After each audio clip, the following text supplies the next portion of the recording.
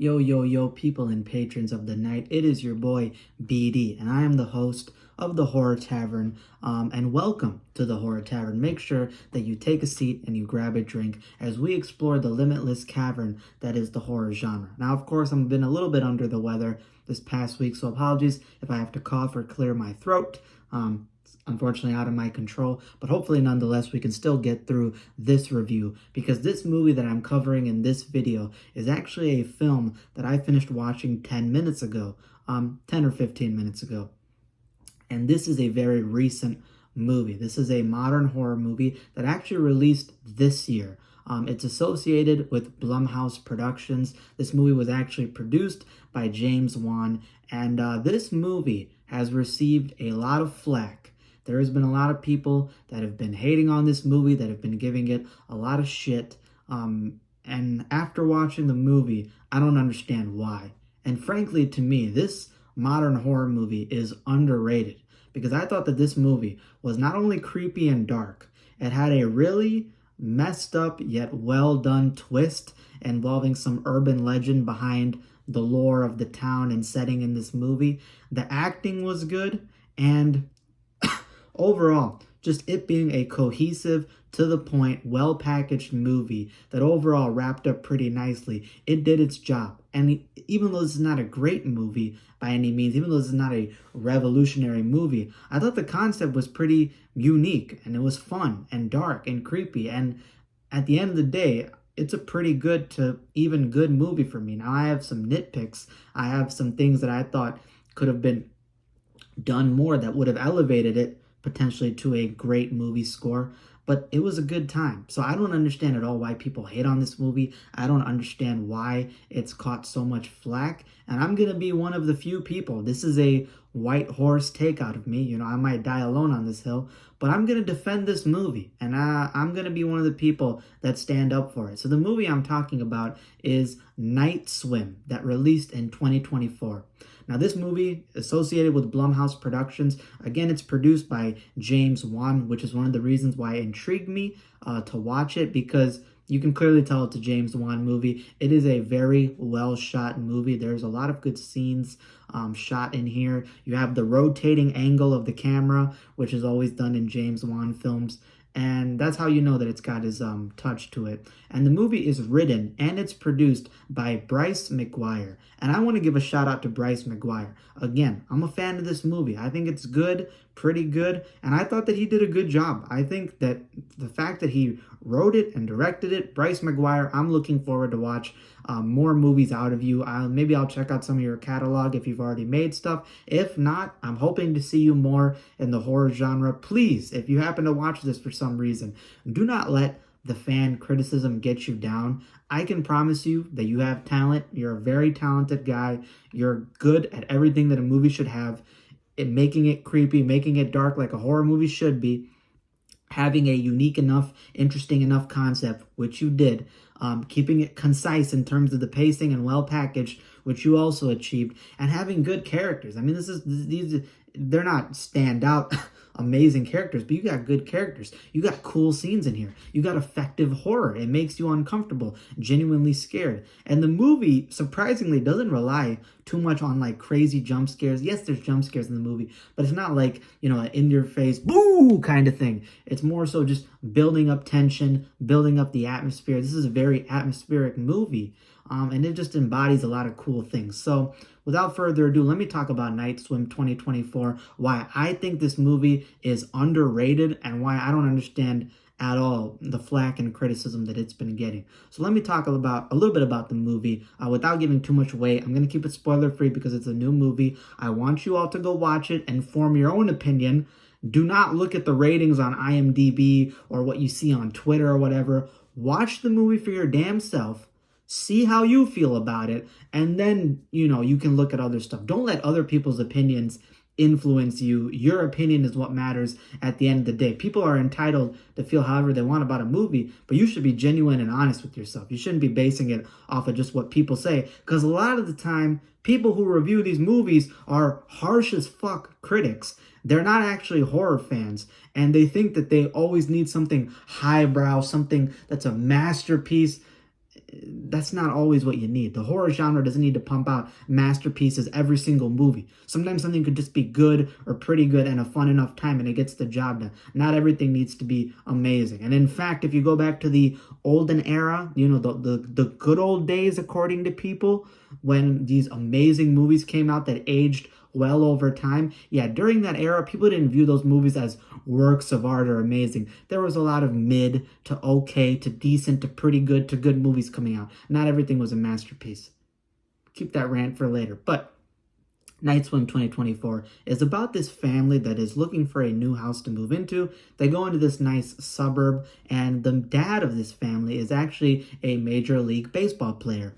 And even though it's not explained, we find out that he suffered some sort of injury while playing. And this was a pretty serious injury. He has to go through a lot of physical therapy, a lot of training, research, and money put into it in order for him to basically recover and be well again. He's hoping to get back into baseball, basically kind of relive the golden days of his career before this injury happened. And you can tell the dad is struggling. Again, he's had a lot of success in baseball. Baseball is truly something that he loves, and you can see him going through a bunch of pain with this physical therapy stuff. And I actually had a professor, an accounting professor, that I very much love. He was a tax accounting guy, and he actually dealt with a injury, and he's been dealing with some physical therapy stuff. And so I actually have a personal connection to some person suffering through physical therapy, because he had a lot of scares. He had some tough moments going on through this college semester, which just finished of mine.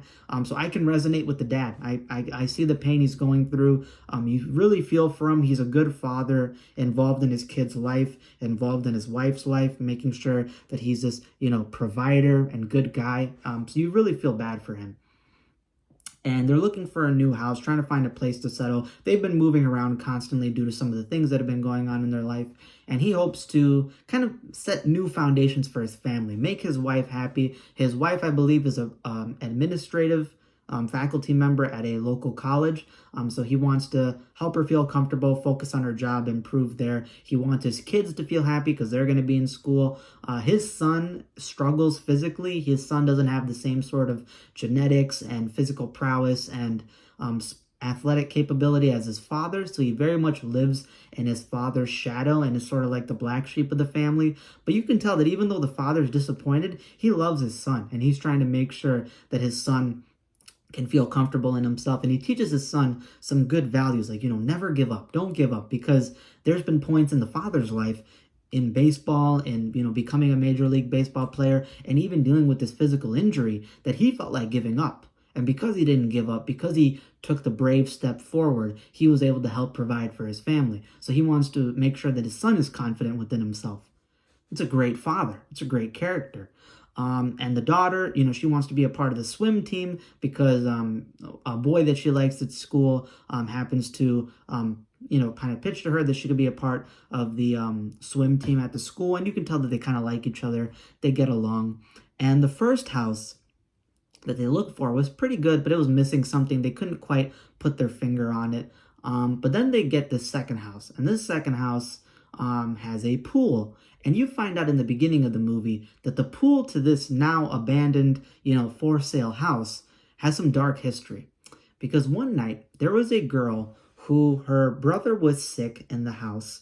And her mother was very busy with some work. They had a caretaker or nanny, and she went out to the pool at night because she saw that there was this boat, this like remote controlled or propelled toy boat that was swimming around the pool, and she wanted to get it for her brother, bring it up to him because he's sick, he's debilitated, he can't go out and get it, so she wants to go fish it out for him, bring it to him and make him feel better. So she goes out there to the pool, and as she's using the pool net to pull up the boat and bring it out, again, the boat is moving around and then sinks down below underneath the pool. It's a lighted up pool. She can try to reach for it.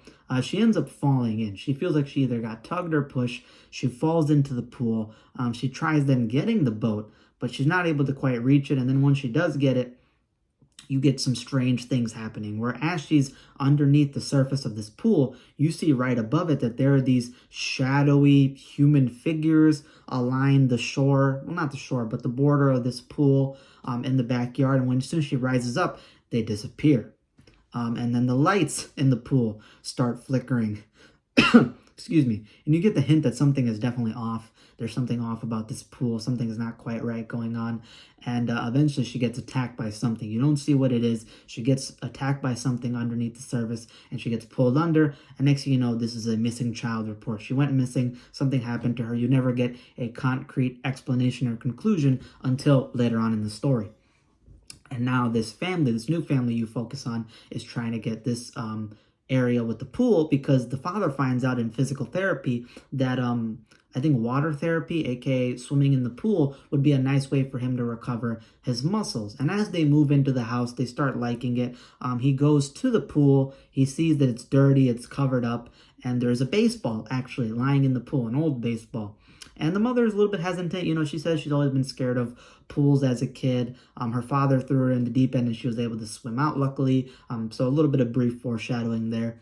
And as he reaches for the baseball, he ends up falling in, and the cover of the pool starts getting tangled around him, and he starts feeling like he's getting pulled down and he's drowning. So he has a near-death experience. And once he gets out, he keeps that little rotted baseball with him. And as they start redoing the pool, they start helping out with some stuff. Eventually, they're cleaning out the pool and sort of, you know, you're getting introduced to their lives again, the school life, the work life, just them adjusting to the neighborhood. And as they're cleaning out the pool to get it ready, you know, to fill it up with chlorine and clean water, as the dad is putting his hand down, his arm down to pull some gunk out of the little drain pipe thing, his hand gets badly cut open, like it slashed open. There's blood flowing into the drain pipe of the pool. His family comes in and tries to help him out, make sure he's okay. And as they do that, as soon as his blood goes into the drain pipe of the pool, it starts bursting out with this murky, dark, gunky water that starts spreading, you know, vastly across the pool area. So they call in a guy, a very eccentric, kooky kind of group of workers who come in and explain that this pool is actually built underneath what used to be a natural water spring in the town. You know, it used to be covered by woods, a natural water spring. And this natural water spring that is built, you know, this whole neighborhood and house has been built upon, actually has some good things with it. It has some minerals. It has some healing elements to it. It's said to be kind of like a rejuvenating kind of pool. The natural elements in this mineral spring can help you out with recovering muscles. And there's even, you know, there's even a little bit of an urban legend that this, you know, having a natural spring pool like this underneath your house could actually be good luck. So they decided, you know what, we got very lucky with this house. We're definitely going to solidify moving in here and rejuvenating everything. And as they started, as the story progresses, you start noticing that the family starts getting some good luck. Things start shaping up for them very well. But it comes at a cost because the kids, the mother, and even the father start experiencing some creepy things with the pool. When they're in the pool, the lights will start flickering. They'll feel like there's some presence in there with them. The pool will seem to get, at certain points, larger than it actually is. So this pool potentially has some reality warping powers where it becomes deeper at certain points. They feel like there's some supernatural presences that may be playing with them. And there's some hints that there must be something potentially sinister regarding the origin of this pool, something involving it, despite this prosperic, you know, future that's ahead of them. And then you start getting into some real creepy stuff. The family starts encountering some things. There's some very creepy scenes in here. The father starts getting, amongst his good luck, the father starts getting some bad things that start happening as well. And his body starts reacting weird because as time goes on in this pool, the healing qualities that the employees brought up that one day starts actually manifesting. And the physician who's doing the physical therapy recommendations for the dad is actually astonished because his muscles are recovering at a very fast rate and his white, you know, blood cells are actually growing. So not only is he not getting any more, you know, destruction to his body, it's actually healing at a very fast rate. And he believes that, you know what the employees said about this pool, it must actually be a good sign. But then his body starts reacting bad and his kids start experiencing some things. One day his son wants to go out into the pool and the mom says, you know what, go out with dad, don't go by yourself. But the dad is busy, he's focused on his physical therapy, he's working out. So he actually gives a little coin to his son, draws a little smiley face on it, and then gives it to him and says, you know what, go take this out there, drop it in the pool, I'll go grab it later when I go swimming, and make sure you stay in the shallow end. So the son goes out there in the shallow end, starts playing around with one of his toys, And then as he's underwater just diving, coins from the jar that's on the border of the pool that he kept because he wanted him and his dad to throw coins out there and grab them. It's a game they play. Coins start getting thrown into the pool. One by one by one by one by one. And he, surfaces and tries to see that his dad finally showed up and there's nobody there. And he's like, who's throwing these coins? And you start noticing that the coins progressively keep getting thrown closer to the deep end of the pool.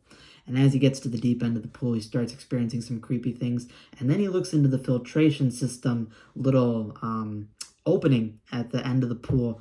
And you get a scene that's very similar to Pennywise from the It movie involving the sewer drain opening. You get a scene similar to that where his toy seems to be lodged in there and a girl's voice is calling to him not only underneath the surface of the water, but now he hears it coming from that little filtration system gap. And he goes to it, hears this girl's voice, she speaks to him, he reaches in there to try to grab his toy, and when he does, he notices that there's these long strands of hair that are attached to it. And when he tries pulling it, he notices that the hair then reaches out over his arm and a decrepit, disgusting, decomposing hand grabs onto his and holds him tight and tries to pull him in. And he ends up managing to pull his arm out with the toy. And then you see in the filtration gap, again, much like the Pennywise from the It movie, you see this decrepit girl with wide corpse-like eyes, a jagged, crazy grin, just all of a sudden sink. Like she's in the back of this little drain pipe pool opening with the hair over her face and these wide eyes and grin, and she just goes under the water. Creepy ass scene. Then the older sister Izzy ends up inviting the guy that she likes from school to play a game of Marco Polo in the pool.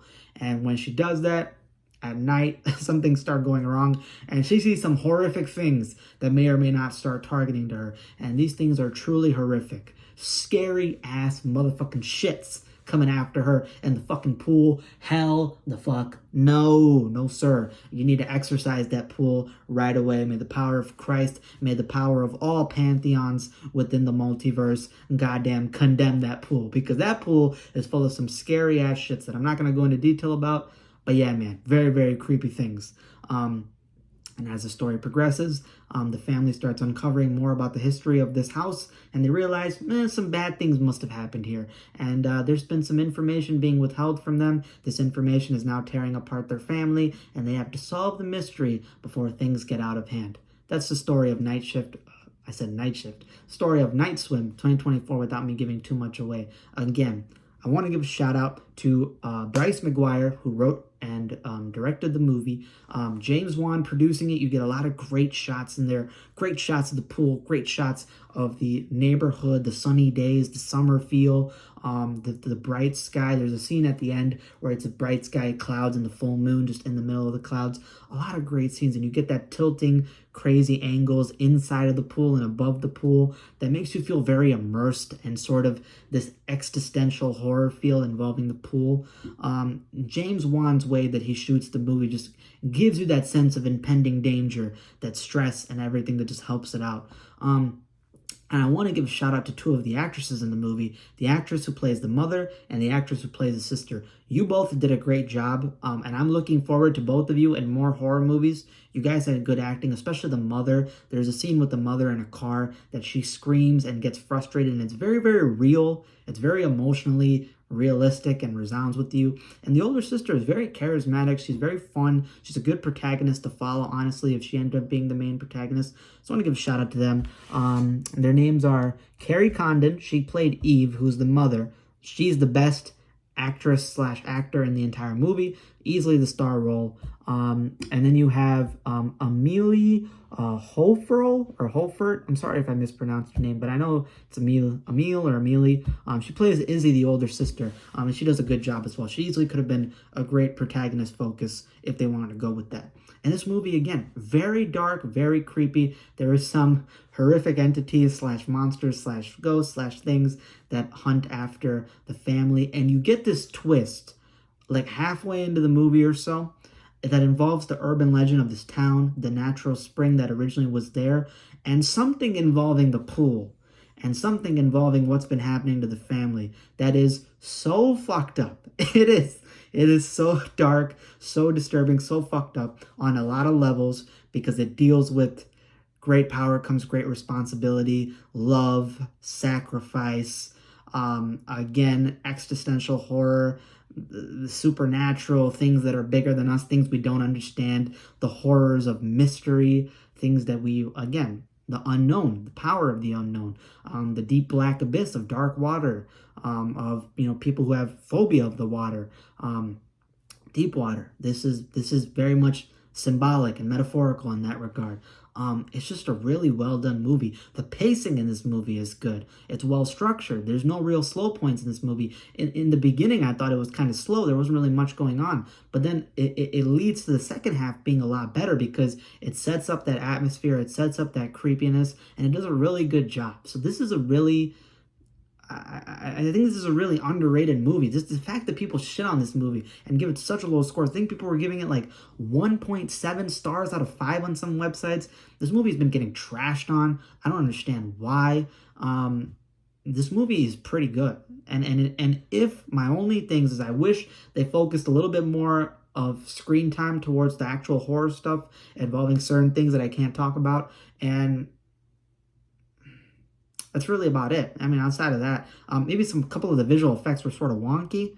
Could have done a little bit better on that, but that might have been a budget issue. I don't know. But aside from that, this movie gets a 7.6 out of 10 from me, which is a pretty good score. And if those visual effects, or if that more screen time on the actual things involving the pool and the urban legend were focused on, I would have given this movie probably an 8 out of 10. Just a straight up good movie. But it still gets a pretty good score. This is a fun, creepy time. If you're a fan of Goosebumps, Haunting Hour, stuff like that, you're gonna like this movie, I'm pretty sure. This, to me, if they focused on Izzy, the main sister, as the sort of central focus character to give a perspective on, this easily could have been an adult Haunting Hour story for me. And I'm a big fan of the Haunting Hour TV show by R.L. Stine, even though he wasn't involved in it. It's named after him.